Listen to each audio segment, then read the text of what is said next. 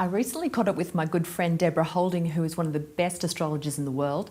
She does a form of astrology called Horary, which just means of the hour. So you can ask a question and the timing of the question will give you the answer. So it's an incredible ability to have, and she's just the best. Oh, she's awesome. She's actually written one of my favourite books on astrology too. It explains the meaning of all the houses on a chart. It's perfect. Exactly. There is no better one, so yes. Here's my chat with Deborah Houlding. People understand astrology from their horoscopes in the newspaper, so they might read them every day and wonder what's happening. But astrology is so much bigger than that. And obviously, what would you say to someone who might be thinking about going to a consultation with an astrologer? I think it depends, they ought to be a little bit informed on the different kind of consultations there are, because there's different services that are offered astrologically. And, if somebody's just wanting to know more about themselves, an understanding of what their path is in life, then something like a natal chart reading is going to be right for them. All these techniques such as Horary Astrology, which is quite specific. Which you're very good at. Which is my own speciality. Yes. Or are they looking for something to give them an ideal time to begin something, such as election astrology? Yes. So I think the first step for anybody is to become a little bit informed on what different astrological services are available and what it is they're looking for. Yeah, I think it's really interesting because people don't know what it is we do. And to have your chart read, just to have that natal chart and to know where the planets are and the things that stand out in your chart in terms of your character and what you're good at in your career, that type of thing, I think it's so helpful. The kind of astrology that I do specialise in, which is horary, that's more to do with specific questions and specific... At the time. Something that comes up at a particular time in life. Yes. But before I can really get into that to its full extent, I find it helps me to be able to look at the birth chart first, because... Yes, so you know who you're talking to, basically, and you know where they're at in their life. It's about the fact that I know them and I know what's making them tick.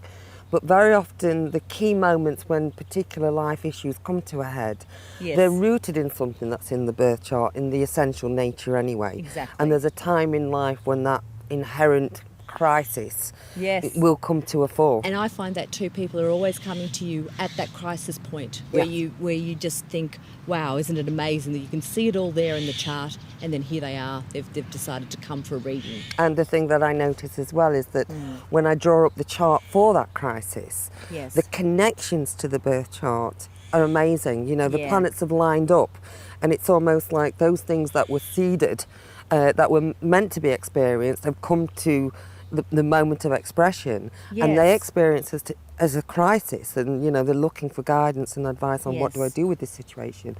But what it's made me realise is it was part of their life plan to have that whole experience anyway. Exactly. So you're guiding them and counselling them, but you're not trying to take the experience away from them, because it is what they're there to discover and explore. I think we also get, with our Western society, we also think, we can do whatever we want. If we dream it, it can happen. Yeah. There's no thought to having a fated life or a limitation in terms of your life. And I think it's interesting because we're getting to a real crisis point with the public at the moment, where people are unhappy with their lives. They've got all the material things, and this idea that we're supposed to be super successful, and that we're all supposed to give 120%, even though it's a figure that doesn't exist. It's a ridiculous comment, but I gave that firm 120%. Well, how ridiculous! And then I got a pink slip anyway, and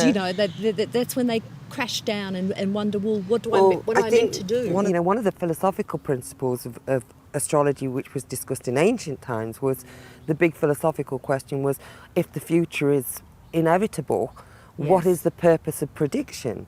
Because can you change something that is essentially in your life plan? And one of the great and famous historical answers to that from Ptolemy, who was a 2nd century astronomer, was that part of the purpose of astrology was to acquaint the soul with what it must meet, so that when it meets those experiences, there's a sense of fortitude and forbearance, and so that we're not thrown by life's ups and downs, but that it's more about navigating the life ship and staying in balance and staying in control, not avoiding rocks, but to live in harmony with, you know, to know when we're there to increase, to know when life is likely to pull us down, to accept when to withdraw. Yes. And so astrology is a lot about cycles, and I think it's just having an awareness of how you can work with cycles, not change the cycles, not supersede the cycles, not pretend they don't exist, but to just roll with them, really, I think.